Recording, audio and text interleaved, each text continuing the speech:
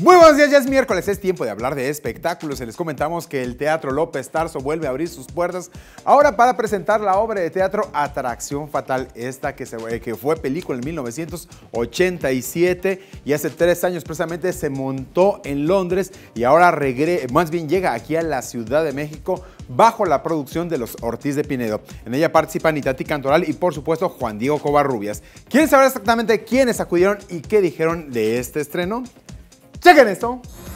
Se llevó a cabo el estreno de la puesta en escena Atracción Fatal, basada en la película del mismo nombre, la cual es protagonizada por Itatí Cantoral, Juan Diego Covarrubias y Fabiola Guajardo.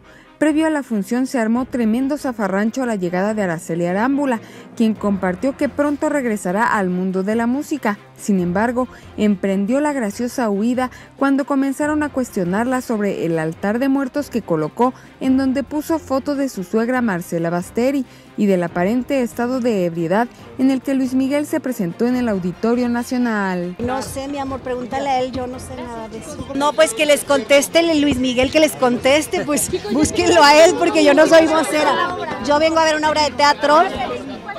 Les agradezco. Roberto Santamarina Cantoral, hijo de Itatí Cantoral, confesó que no le da pena ver a sus papás haciendo escenas de desnudo en teatro. Sí, nos tocaron los dos desnudos, pero no, la verdad es de que nosotros sabemos que es el personaje. Nosotros cuando entramos al escenario no vemos a nuestros papás, sino al personaje. Celia Lora confesó estar soltera y sin compromiso.